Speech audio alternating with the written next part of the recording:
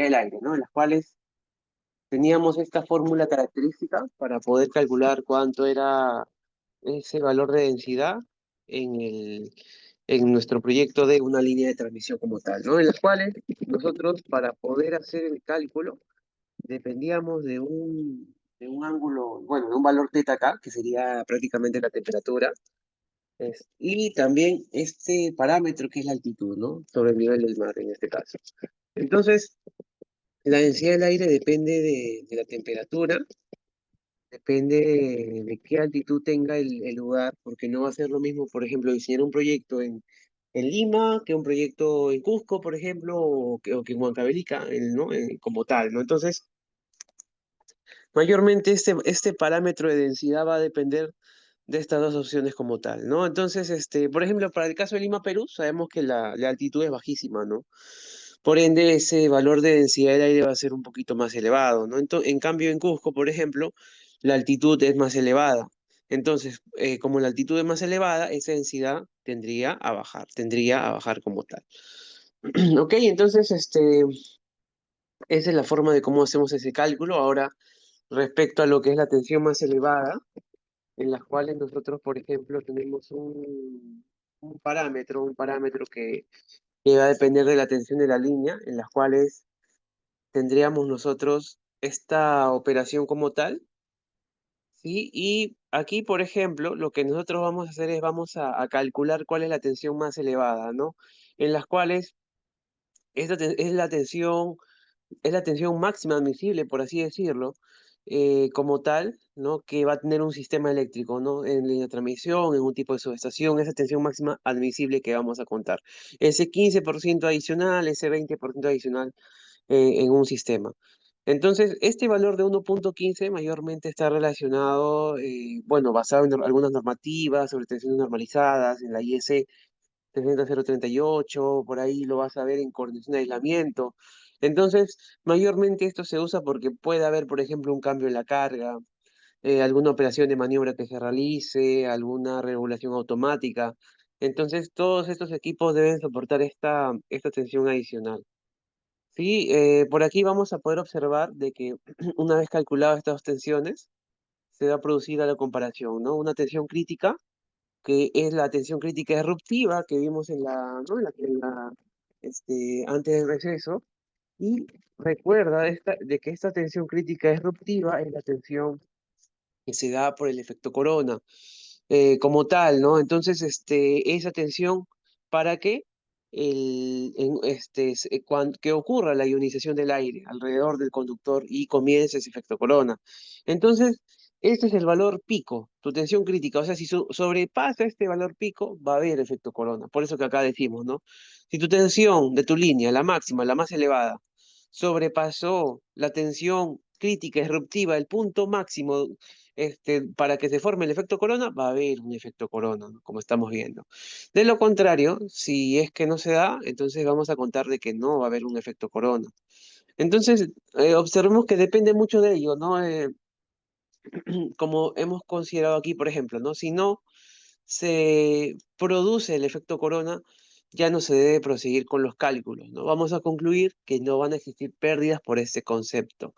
Mientras que si se produce lo que es el efecto corona, se van a determinar esas pérdidas como tal que vamos a contar en nuestro sistema de nuestra línea de transmisión. Entonces, mayormente lo vamos a considerar en un diseño de línea de transmisión como tal. Estos parámetros, ¿no? De tensión crítica disruptiva como tal, recordemos de que esto se usa, este UC se usa para, por ejemplo, un diseño de línea de transmisión, para poder evitar pérdidas, ruidos, por ahí, por algún posible deterioro del aislamiento, qué sé yo, ¿no?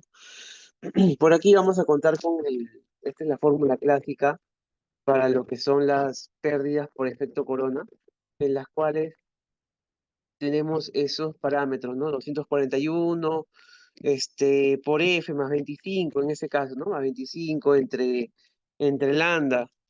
Y por aquí vamos a ver, ¿no? Por la raíz cuadrada del radio entre el diámetro, ¿no? Por la tensión máxima entre raíz de 3 menos la tensión crítica disruptiva entre raíz de 3 al cuadrado por 10 al menos 5. Entonces, Esta es la fórmula clásica, la fórmula empírica, vamos a decir, la fórmula como tal, ¿no? De pérdidas por corona, ¿no? También hay una forma, creo, más pequeña, más simplificada, ¿no? Más fácil de desarrollar, una versión común, por así decirlo. Pero esta es la que vas a encontrar mayormente, en las cuales tienes el parámetro de lambda, tienes por ahí el 241, que es una constante. Esta es una constante empírica que se basa en las condiciones normales en tu sistema, como tal. Entonces, según esta formulación, que nosotros vamos a considerar, tienes un F que es la frecuencia, ¿no? Como les comento, ¿no? Y pues por ahí los parámetros que ya hemos estado revisando. Y como dato importante por aquí, por ejemplo, eh, hay que considerar de que esta fórmula te sirve para revisar qué tanto son las pérdidas, ¿no? Qué tan significativas, qué tan rígidas son las pérdidas en un sistema eléctrico, en una línea de transmisión. Bueno, vamos a continuar por aquí, vamos a ver, por ejemplo, la determinación de la conductancia, que bueno, vamos a determinarlo de esta fórmula, potencia entre la tensión al cuadrado, en las cuales recordemos de que este valor, pues, ¿no? Es esa potencia entre la tensión al cuadrado por 10 a la menos 3 y sería Siemens por kilómetros como tal. Entonces, esta forma mayormente de la conductancia, que es la potencia activa. Ojo, esa potencia es por pérdidas, ¿no? Es por las pérdidas que puedan haber del efecto corona, pérdidas que puedan haber dieléctricas, y lo vamos a considerar en vatios por kilómetro. El V sería nuestra tensión de fase, nuestra tensión eficaz, no nos olvidemos, entre fase y tierra o entre conductores, posiblemente, según lo considerado. En nuestro cálculo, bueno, que sería el cálculo total de conductancia multiplicado por la longitud, el cálculo de la admitancia en ese caso, que bueno, va a ser nuestra conductancia más la susceptancia. Y esta es la forma de cómo nosotros vamos a poder calcular los parámetros eléctricos, de acuerdo para las líneas que son menores a 80 kilómetros, en las cuales vamos a tener nuestra impedancia, vamos a tener nuestra admitancia, y podemos despreciar en algún caso la admitancia, ¿no? Como tal. Eh, Vamos a ver por aquí, por ejemplo, una representación de una línea corta en el transporte de energía eléctrica de una longitud menor a 80 kilómetros, en las cuales tenemos una tensión 1, una tensión 2 y una impedancia, ¿no? En las cuales vamos a tener corrientes, bueno, en este caso corriente 1, corriente 2, de la resistencia y de la inductancia, y pues en este caso serían iguales. Y recordemos, pues, ¿no? Acá aplicando la ley de Kirchhoff, tendríamos que la tensión 1 es igual a esta tensión 2 más esta corriente por esta impedancia como tal. Para una línea corta, ¿no? En una línea en vacío, tendríamos que las corrientes en este caso son iguales, corriente 1 igual que corriente I2, y las tensiones también serían iguales como tal. Tenemos aquí, por ejemplo, ¿no? Tu resistencia más tu inductancia, tus corrientes, cero, las tensiones serían iguales.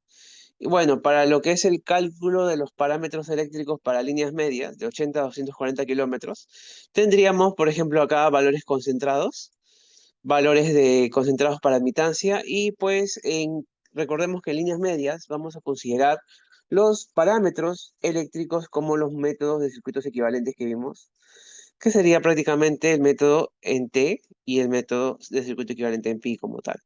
Entonces, vamos a hablar ahora un poquito, a comentar un poquito el método de circuito equivalente en T, en las cuales con este método se van a agrupar los parámetros transversales de conductancia y capacidad en la parte central de la línea, y se van a dejar los parámetros longitudinales, que serían resistencia e inductancia, divididos en dos grupos iguales, ¿no? La mitad de los totales. Colocados, en este caso, en los extremos de la línea, y con esta distribución, el conjunto de la línea se va a asemejar a la letra T, de donde se deriva mayormente su nombre. Entonces, en pocas palabras, el método T, ¿no? Que piensa así, ¿no? Acá podemos observar la letra T, ¿no? Esta es la T, esta sería la T. en las cuales nosotros, es una forma X para nosotros poder modelar una línea de transmisión media. Y mayormente lo vamos a encontrar, por ejemplo, si queremos diseñar una línea de 80 a 240 kilómetros, por ejemplo.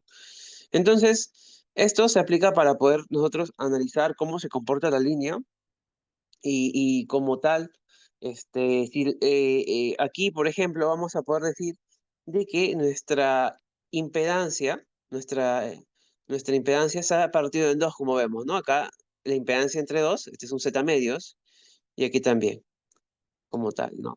Entonces la resistencia partida en dos, reactancia, ¿no? Y partida en dos también.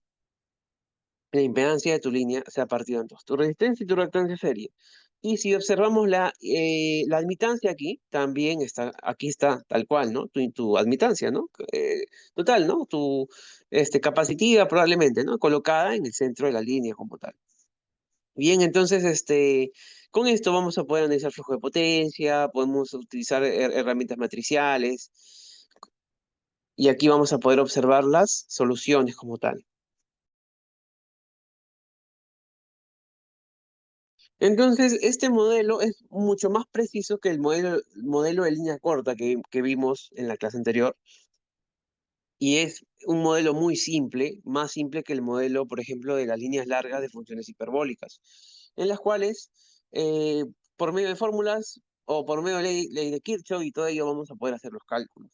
Aquí vamos a poder observar cómo se transformó en ese circuito T y cómo se calcula el ángulo al final de la línea, la intensidad de la línea, la tensión en la línea, en el centro de la línea, y pues la intensidad que se va a derivar por el condensador. También vamos a poder encontrar las otras fórmulas más, intensidad al principio de la línea, tensiones, todo esto es aplicando tranquilamente ley de Kirchhoff, voltaje es igual, corriente por resistencia, te salen todas estas fórmulas. Ahora, respecto a las potencias, sabemos nosotros, ¿no? Potencia activa, potencia reactiva, potencia aparente, aplicamos nuestra fórmula, ¿no? Voltaje por corriente, por cofí, por raíz de 3, porque si el sistema es trifásico. Si es monofásico, no lleva raíz de 3. Igual para la potencia reactiva, solamente que cambiamos de seno, y de todas formas, lo mismo sería para la potencia aparente, sería la misma idea. Respecto a nuestro circuito equivalente en T, vamos a poder contar la caída de tensión total, vamos a poder contar con la pérdida de potencia y el rendimiento de tu sistema, ¿no? Que van a ser definidos por estas tres variables. Este valor mayormente, ¿no? Acá podemos observar, ¿no? Que indica, ¿no? Por ejemplo, caída de tensión como tal, dice, no excederá al 10%, ¿no? Mayormente esto aquí, como tal, vamos a poder contar norma española, si no me equivoco, pues en las cuales considera mayormente esta caída de tensión que es como una limitante como tal, ¿no? Lo vas a encontrar en algunas guías de diseño, algunas otras normas técnicas, tal cual, ¿no? Y en algunos casos, por ejemplo, en zonas rurales, ¿no? A veces te pueden aceptar hasta un 10%. Em, en el caso, por ejemplo, de la IS, ahí hay un apartado que te dice, ¿no? En sus sistemas rurales o especiales se aceptan hasta un 10% de caída de tensión como máximo, como tal. La IEEE también te habla de ello, ¿no? Líneas de distribución extensas o rurales, ¿no? La caída de tensión máxima es de 10%. Eso es lo que vamos a encontrar. Acá en el Perú, mayormente, pues,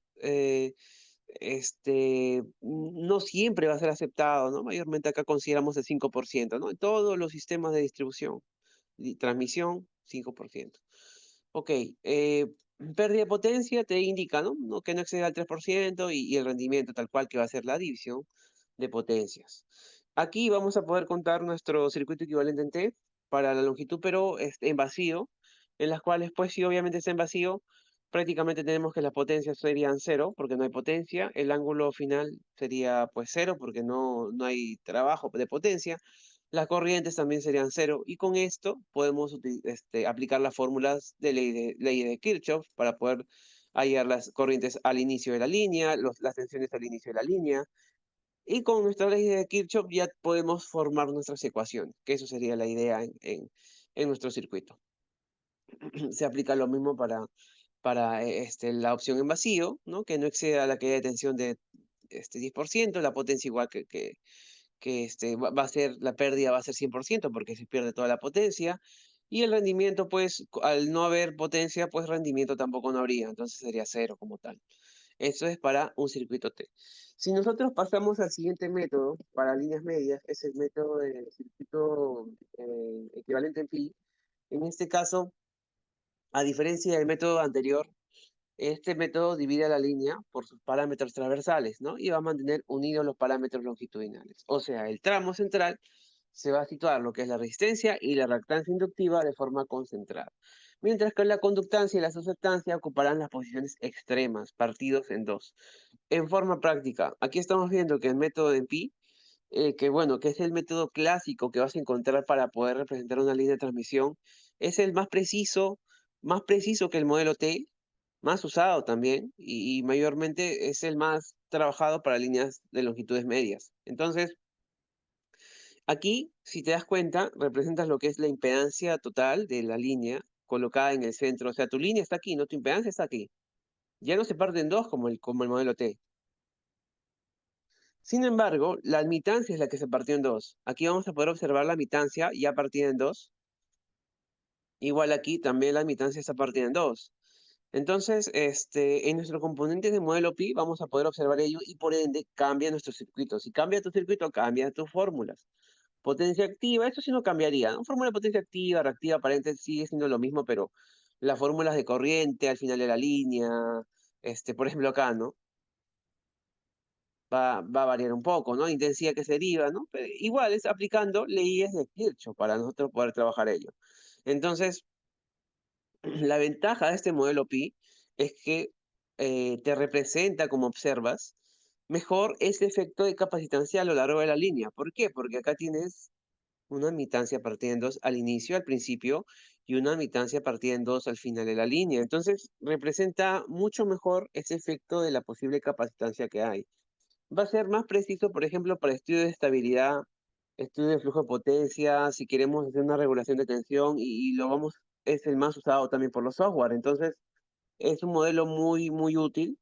Lo puedes aplicar también como matrices porque al final, sea como sea, este modelo tiene una fórmula o una forma de trabajo, entonces uno lo puede también representar en forma de matrices.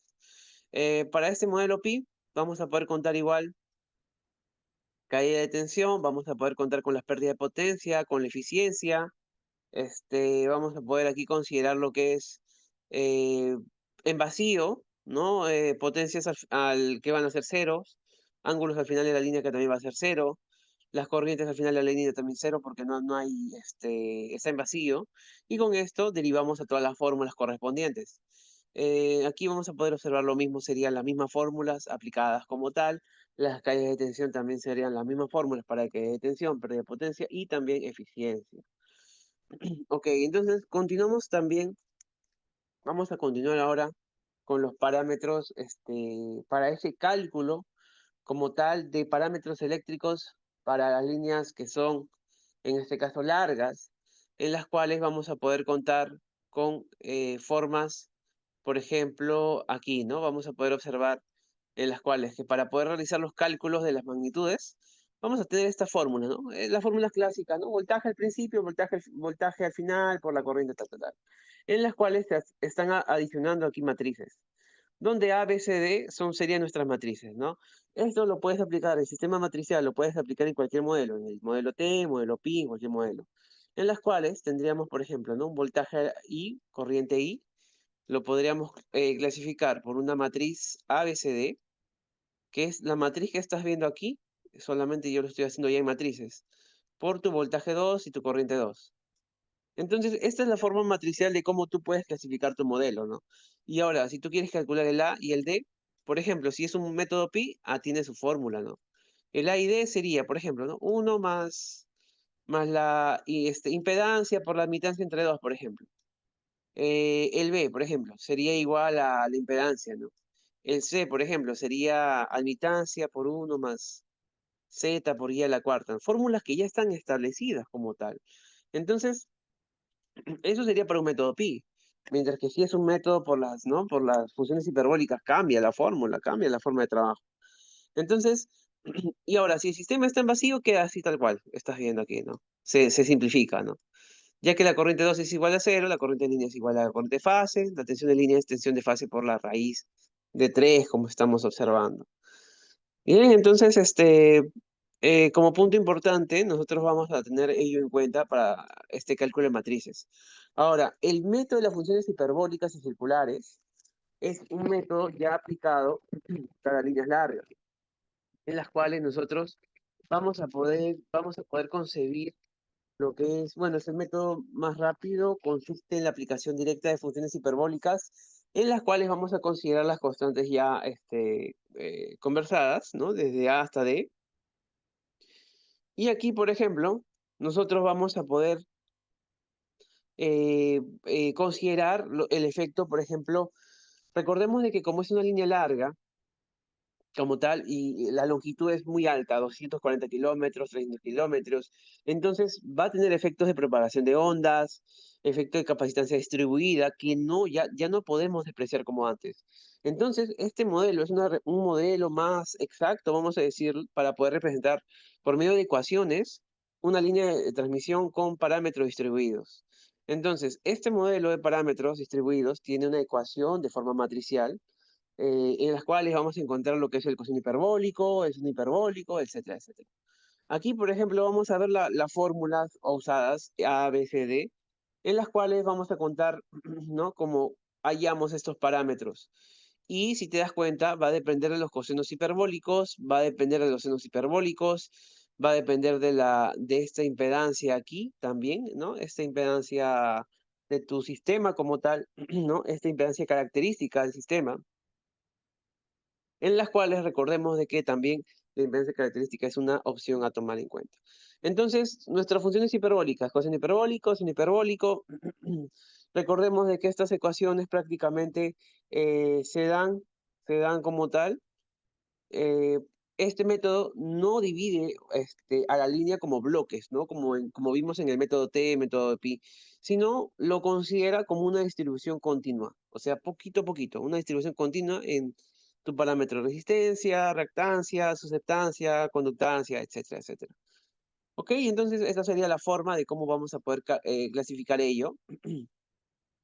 Recordemos también, aquí vamos a incluir lo que es esta forma, este cálculo para lo que es la impedancia característica.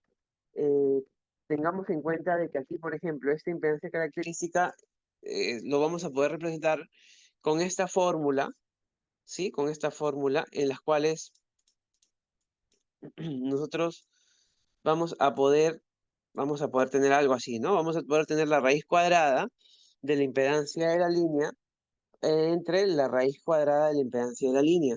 Entonces, este es un parámetro fundamental en las cuales relaciona lo que es la tensión y la corriente de cómo esa onda se va a propagar sin reflexión.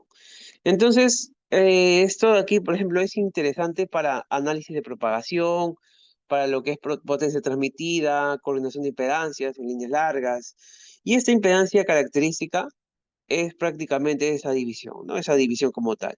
Uno relaciona la tensión y otro relaciona la corriente. Entonces tenemos ahí esa relación para ondas viajeras. Bueno, aquí tenemos lo que es la impedancia de la línea, resistencia más reactancia y la admitancia, ¿no? La impedancia característica, entonces, en pocas palabras, es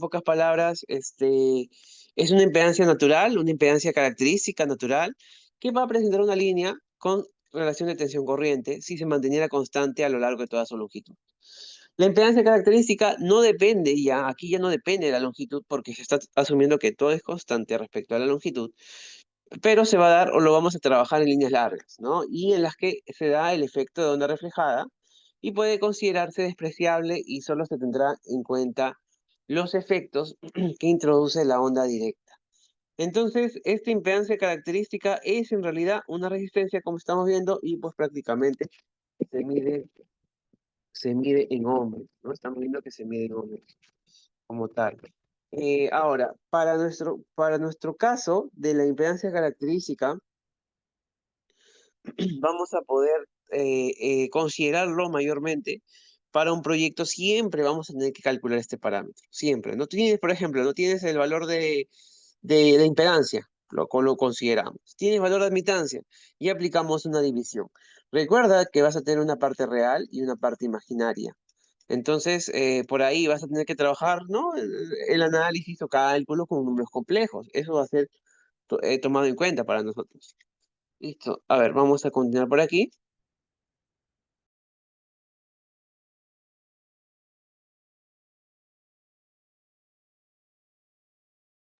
Ok, entonces continuamos ahora con lo que es el ángulo característico, en las cuales, por ejemplo, aquí tenemos como predisposición la raíz cuadrada, pero ya no en división, sino en multiplicación. Entonces, ya no se está dividiendo, se está multiplicando la impedancia de la línea por la admitancia de la línea. El ángulo característico mayormente es el ángulo de fase, pero de la impedancia característica, tomado, considerado como para la impedancia característica. Se puede representar en grados, en radianes, y va a ser un punto importante para analizar, por ejemplo, líneas con pérdidas, en las cuales uno quiere describir ese desfase entre la tensión y la corriente de onda viajera, ¿no? Analizando para una onda viajera. Entonces, este ángulo característico es prácticamente una multiplicación en las cuales igual vamos a seguir trabajando con números complejos, parte real y parte imaginaria, y prácticamente va a influir en, por ejemplo, reflexión de señales, en la potencia característica, cómo se comporta una línea en régimen permanente, qué sé yo, ¿no? Aquí vamos a poder tomar entonces que este ángulo constituye, ¿no? Todas estas características.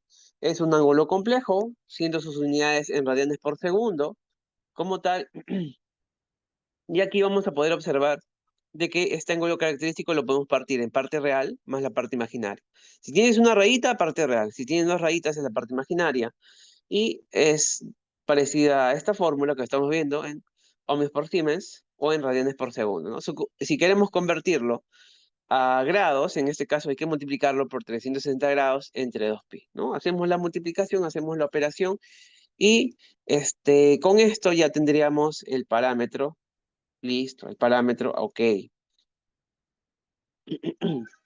Bien, vamos a pasar ahora a lo que es la potencia característica, en las cuales esta potencia característica vamos a poder concebirlo como nuestra tensión al cuadrado de la línea entre la impedancia característica como tal. Entonces, esta potencia característica es un parámetro en las cuales vamos a poder concebir aquí cuánta potencia activa se puede transmitir por la línea, cuánto es esa potencia máxima, ¿no? Cuando está terminada en esa impedancia característica, o sea, cuando no hay reflexiones, no hay variaciones de tensión a lo largo de toda esa línea.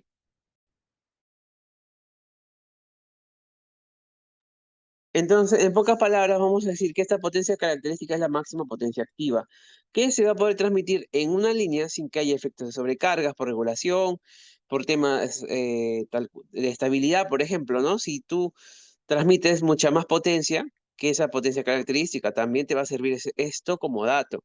Si pasa ello, si por ejemplo uno transmite más potencia que la potencia característica, esto puede generar de que tu sistema se vuelva inestable. Si hay una caída en el extremo receptor, puede generar que no haya estabilidad de potencia. Entonces, esta potencia característica, como observamos, no depende de la longitud de la línea, pero nos va a servir, nos sirve para operar, para evitar operar por encima de este parámetro, por encima de esta potencia característica, y por ende, con ello, mantener el sistema estable, que es lo que se requiere. Bien, entonces, prácticamente la línea se está comportando como si fuera una carga resistiva, en pocas palabras. Y la potencia característica, acá, bueno, es la potencia que va a tener la línea si esta se cierra en su extremo con una carga resistiva, o sea, con la impedancia característica. Esta potencia mantiene constante el COFI, el factor de potencia, o sea, no hay una variación del factor de potencia en las cuales el COFI 1 es igual que el COFI 2, es igual que el COFI 3, etcétera, etcétera. Ahora, vamos a poder considerarlo como la potencia óptima del sistema y para su cálculo se utilizarán los valores del módulo de tensión, de impedancia de la línea, argumentos, etcétera, etcétera.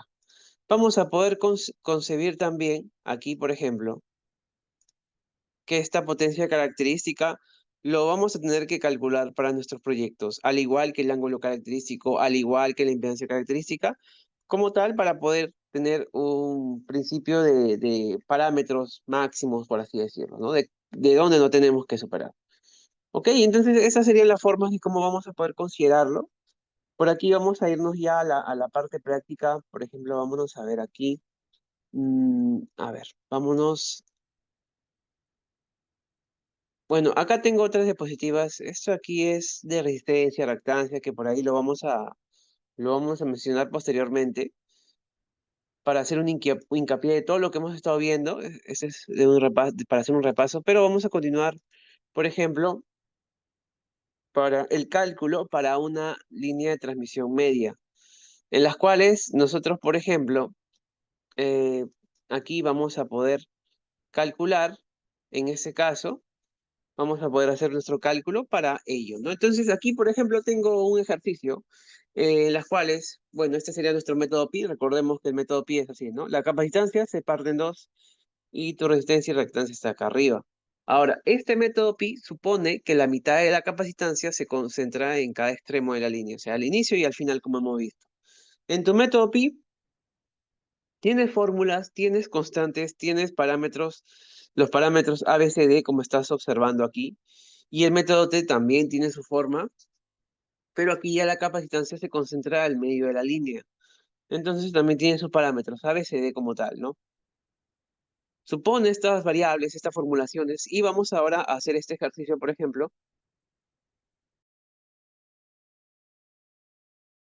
en las cuales nos pide, por ejemplo, calcular una línea de transmisión que va a operar a 115 kilovoltios, ¿no? Estos serían nuestros parámetros, en las cuales tenemos lo que es la impedancia, nos dan ya como dato en el ejercicio de la impedancia de la línea y la admitancia de la línea.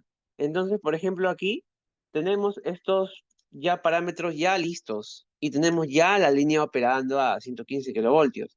Entonces, ¿qué es lo que nos piden? Nos piden calcular las constantes generalizadas de la línea de transmisión para estas longitudes, para las longitudes que estamos viendo. Entonces, ¿qué nos dice? Nos dice de que los circuitos equivalentes y nominales, pi, que en este caso son para líneas de 30, 100 y 300 kilómetros, tenemos que hacer nuestro cálculo aplicando el método de líneas largas y el método de este nominal pi. ¿Qué les parece? Vamos a hacer ese cálculo. Y también vamos a hacer el cálculo para un circuito simplificado para líneas cortas. Bien, entonces si es así, de forma práctica lo que nosotros aquí vamos a hacer es, vamos a calcular esa impedancia característica, en las cuales de forma sencilla nosotros hemos dicho que solamente sería la raíz cuadrada de la impedancia entre la admitancia. Si hacemos ello, solamente es una división y sacamos la raíz cuadrada y tenemos, ¿no?, en parte real y parte imaginaria esa impedancia característica. Para el caso del ángulo característico sería de forma muy similar, pero aquí ya sería una raíz cuadrada en la multiplicación. Y para vamos a proceder para hacer este cálculo de constantes generalizadas para la línea de 30 kilómetros.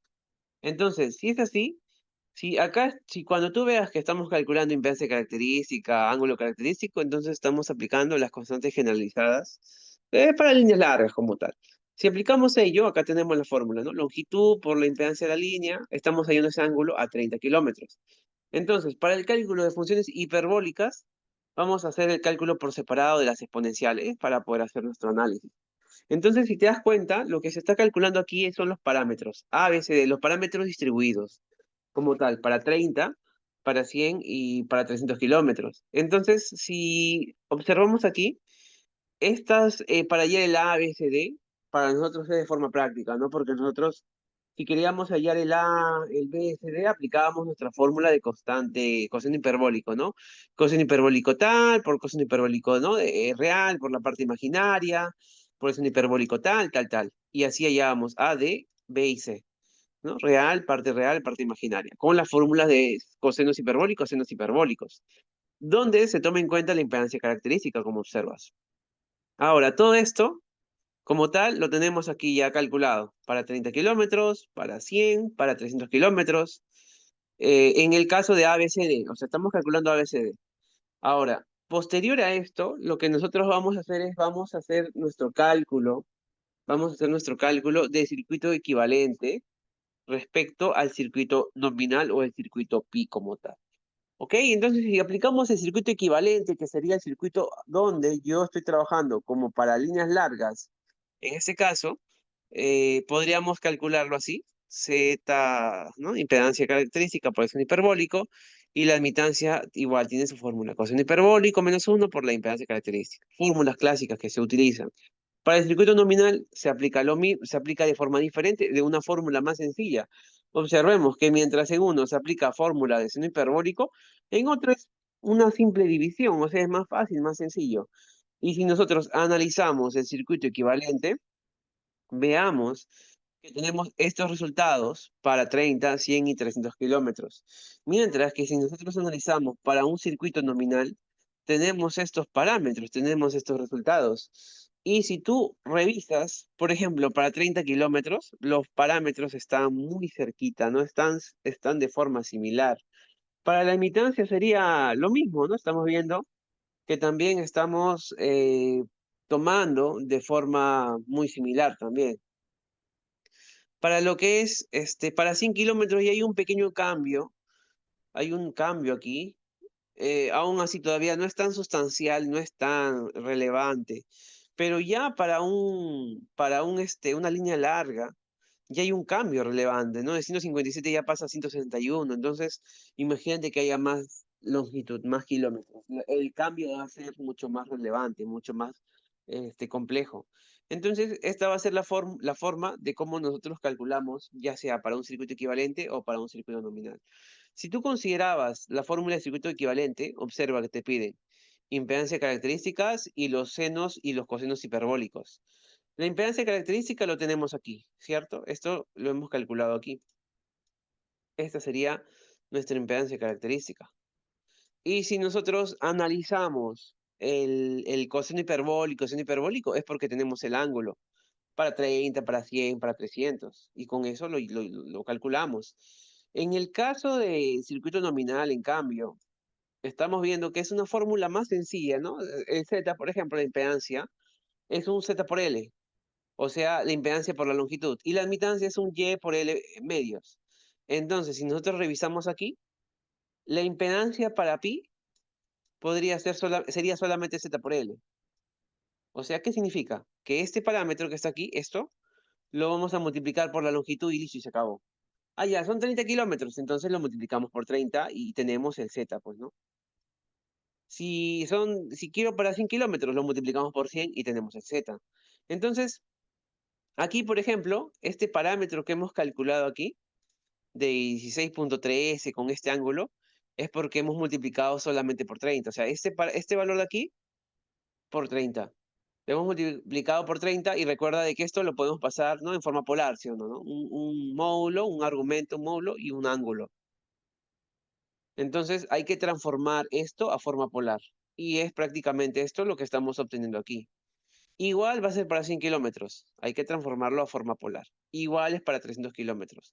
Por eso que yo acá coloco, ¿no? Para el circuito simplificado de líneas cortas, basta con tomar el valor de zeta pi. O sea, tú puedes trabajar con tu circuito pi para una línea media, una línea corta, como tal. Pero para una línea larga ya no se recomienda, porque ya hay un cambio drástico, hay un cambio un poquito más elevado.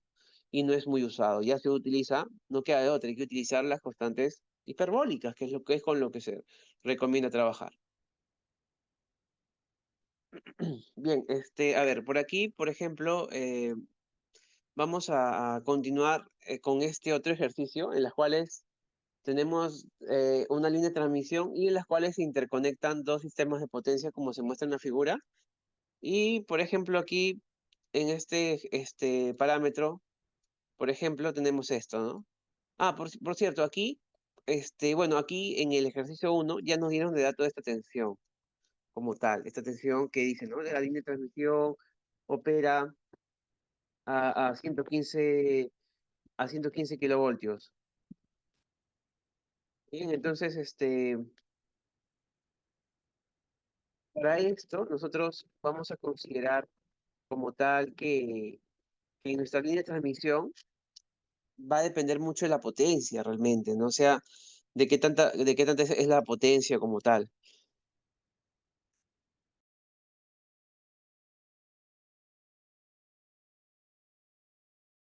Entonces, lo primero que se hace mayormente cuando se hace un proyecto de una línea de transmisión, eh, vamos a poder decir, qué potencia vamos a necesitar al inicio y probablemente a futuro, ¿no? La tensión de una línea también va a depender de esa potencia que se transporta y la que va a transportar después. Entonces, la potencia realmente te va a afectar en esa elección de tu tensión.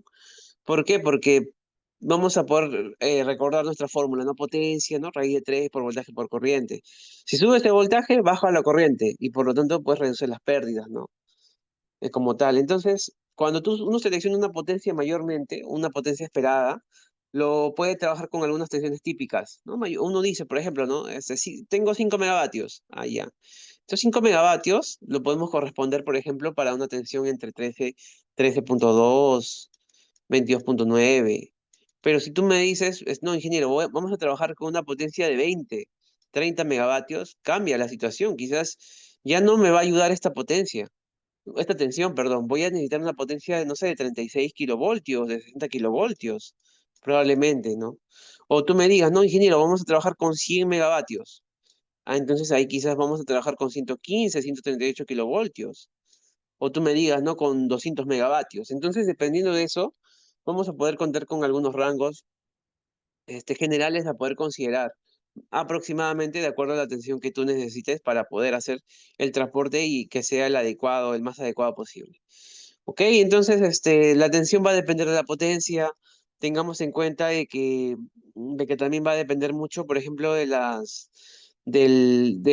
configuración de tu línea, cómo has considerado lo que es el diseño geométrico de la línea, el nivel de tensión máximo que puede manejar esta línea como tal. Este, Va a depender mucho del nivel de aislamiento y coordinación que tengas ¿no? en tu sistema, el BIL, el clásico BIL, que es muy usado. La distancia entre conductores y tierra también va a ser una opción a considerar. ¿Ok? Entonces son posibilidades que vamos a tener de acuerdo a tu nivel de la línea. A ver, vamos a continuar por aquí. ¿Ok? Con este otro ejercicio, por ejemplo, en las cuales tenemos una línea de transmisión de 60 kilovoltios, 400 kilovoltios trifásico, que interconecta dos sistemas de potencia. Entonces, por ejemplo, acá nos están dando lo que es la impedancia y también lo que es la admitancia, ¿cierto? Y bueno, acá ya nos dicen, ¿no? Voltaje de fase, que son estos parámetros. Ya te da el voltaje de fase, ¿no? Que ya sabemos que es entre raíz de 3. Entonces, te está diciendo, ¿no? Este sistema de potencia recibe o entrega potencia activa y su valor. Entonces, lo que estamos viendo aquí, por ejemplo, es que tenemos dos sistemas de potencia a una longitud, por ejemplo, bueno, acá no indica, ¿no? Pero es de 100 kilómetros. Y acá tenemos nuestro método en constantes distribuidas del método pi, como tal, este es el método pi. Ahí está, admitancia, impedancia. Corriente uno, corriente 2. Entonces, se emplea el circuito pi de forma práctica, nosotros sabemos cómo podemos hacer nuestro cálculo. Y tenemos acá el zpi y ¿no? La impedancia y la admitancia prácticamente en las cuales esta impedancia es lo que tendríamos aquí. Esta será nuestra impedancia, pero recordemos de que hay que multiplicarlo por la longitud porque es en kilómetros. Entonces, si yo reviso cuánto es la longitud, digo, la longitud es 100 kilómetros. Multiplicamos por 100 esto de aquí y lo de aquí, después de haberlo multiplicado por 100 hay que llevarlo a forma polar. El módulo por el argumento. Y listo, con esto me da esta respuesta, ¿no? 39.1 con el ángulo. Para la admitancia, de forma práctica haríamos lo mismo. Recordemos que en el caso de la admitancia, igual multiplicamos por 100 y lo dividimos entre 2, si no me equivoco, ¿no? Entonces, con esto tendríamos esa admitancia, ¿no? 0.21, ¿no? Y tiene relación, ¿no? Porque es esto entre 2, ¿no? Listo, entonces aquí tenemos impedancia, admitancia. Ahora, como no sabemos quién es el receptor o emisor, perdón, hay que asumir que las dos corrientes I1 e I2 entran a la línea. Entonces, estamos asumiendo que I1 entra y 2 también entra. Y si nos sale al negativo, es el signo cambiado, o sea, la dirección va hacia el otro lado y listo, quedó. Aquí vamos a poder observar, solamente aplicando nuestras leyes de Kirchhoff, podemos hallar el I1 e I2. Que prácticamente, ¿no? I1 va a depender por el voltaje, sería este voltaje I1, voltaje 1 que está aquí, por esta admitancia pi. Y aquí, esta otra partecita sería la resta, ¿no? Del voltaje 1 menos este voltaje 2, sería el resto de voltajes entre este z de pi, para poder hallar esta corriente, ¿no? Esta corriente que está pasando aquí. Entonces, I2 sería lo mismo, voltaje 2 por Y, y más voltaje 2 menos voltaje 1 entre Z, que es la impedancia. Y con esto hallamos o podemos calcular nuestros parámetros o nuestros resultados de corriente 1 y 1 y también, en este caso, la corriente I2, con sus ángulos respectivos, ¿sí? Con sus ángulos respectivos. Otro punto importante, ¿no? Aquí, por ejemplo, ¿no? Ni bien tengamos las corrientes, que bueno, lo hemos obtenido de estas fórmulas. Recuerda que tu voltaje tú lo tienes, la admitancia también lo tienes, la admitancia está aquí, la impedancia está aquí, y los voltajes voltaje 1 y voltaje 2 lo tenemos aquí de dato. Estos son nuestros voltajes B1 y B2. Entonces, como tenemos toda nuestra información, lo único que hacemos es reemplazamos y hallamos las corrientes. Ni bien hallamos las corrientes, aplicamos nuestra fórmula, ¿no? Fórmula de potencia, ¿no? Potencia aparente, ¿no? Raíz de 3 por voltaje por corriente, ¿no? Si es potencia activa, no te olvides, ¿no? Por cos phi aparte, ¿no? Por cos phi. Ok, entonces aplicamos nuestras fórmulas y con ello estaríamos hallando lo que es esta potencia aparente, ¿no? Estaríamos hallando esta potencia aparente, que prácticamente sería, ¿no?, la multiplicación de raíz de 3 por voltaje por esa corriente. Y aquí estamos observando que nos sale esta respuesta, módulo y argumento. Hay que transformarlo a forma ¿no? R más JXL, por así decirlo. Y tenemos el resultado. Estamos viendo que el resultado aquí en S1 es negativo. Mientras que el resultado en S2 estamos viendo que sí, pues es positivo aquí, negativo acá, ¿no? En imaginario. Entonces, nosotros, como hemos asumido aquí en el ejercicio, hemos asumido que las corrientes entraban a los nodos como tal, si como la corriente entraba a los nodos, se ha obtenido el resultado negativo para la potencia activa del nodo 1, entonces, ¿qué es lo que te está indicando? Que la potencia activa está saliendo. O sea, el SP1, como estamos viendo aquí, acá se encuentra el SP1, está recibiendo la potencia. Él está recibiendo la potencia, ¿por qué? Porque la potencia aquí activa es negativa. Bien, entonces, en concordancia con lo anterior, el valor positivo de P2 está diciendo que está entrando al nodo 2. Entonces, el P2 es positivo, ¿no? Porque la potencia está entrando aquí, entrando en el nodo 2. Entonces, la potencia de él sale, por eso que es negativo. La potencia de él entra, por eso que es positivo. Él está ganando potencia. A eso se refiere. Si seguimos con lo demás, ¿no? Aquí, por ejemplo, en la potencia reactiva, tenemos 150.74 megabar. Recuerda de que es, ¿no? Tu raíz de 3, raíz de 3 por tu voltaje por corriente por el ángulo, en las cuales estamos observando aquí el SP2 suple potencia activa al SP1, ¿no? Claro. Ahora aquí, por ejemplo, indica que el SP1 entrega potencia reactiva al SP2, porque por eso que nos sale positivo, porque está entregando potencia reactiva. Y acá el Q2 me salió negativo. ¿Qué es lo que indica? Implica que este SP2 está prácticamente, mientras que uno entrega potencia, el otro está recibiendo potencia, ¿no? El SP2 entrega potencia reactiva, por así decirlo, ¿no? Sí, entonces esta es la forma de cómo nosotros podríamos este, calcular, quién es el que entrega, quién es el que recibe, ya sea la potencia activa o ya sea la potencia reactiva en este caso. Bien, entonces, cuando veamos el signo, cuando veamos el signo, por ejemplo, acá negativo, ¿no? Signo negativo, es porque está saliendo del nodo, ¿no? Y cuando veamos el signo positivo, Valor positivo es porque está entrando al nodo 2, por ejemplo, ¿no? Aquí, por ejemplo, ¿no? Estamos viendo, ¿no? Está saliendo de él, negativo. Está llegando a él, positivo. Igual es con la potencia reactiva, ¿no? La potencia reactiva en 1 es positivo y la reactiva en 2 es negativo, como tal. Acá sería lo mismo, ¿no? La potencia reactiva acá, estamos viendo, ¿no? Que sería, positivo y acá negativo. Ahí, así, ¿no? Está saliendo de él, positivo, ¿no? O sea, está llegando acá, como tal, ¿no? Así, ¿no? Claro, como está saliendo del 2, por eso que es negativo, perdón, acá sería negativo, ¿no? Está saliendo de él, es negativo. Está llegando a él, es positivo. Esa sería la forma de cómo podemos complementar o entender lo que son las potencias, ya sea activa, ya sea reactiva. Bien, señores, entonces, sin más, miren, yo les voy a dejar aquí, por ejemplo, acá algunos otros ejercicios con su solución para que ustedes lo vayan revisando, vayan por ahí inmiscuyéndose en la información tal cual. Igual yo les estoy dejando algunos libros. Por acá tengo este libro de acá de análisis de sistema de potencia de Stevenson para que ustedes lo revisen, que está muy, muy interesante. Y también les dejo las diapositivas, si no me equivoco, por acá también tengo algunos archivos muy interesantes para que puedas hacer la simulación. Probablemente lo vayamos viendo en el transcurso de las sesiones, pero es un Excel en las cuales tienes aquí lo que son datos de entrada, datos de salida, y te va a servir para que con esto tú puedas hacer tu cálculo de forma rápida, solamente con alguna información, con algunos datos, te calcula, te hacen tus cálculos de forma rápida y pues te sirve como información para tu proyecto de tu línea de transmisión, para ver qué método puedes usar, tal, tal, tal. Ok, y aquí también, bueno, acá te he dejado, bueno, acá también están los armados que lo vamos a ir viendo.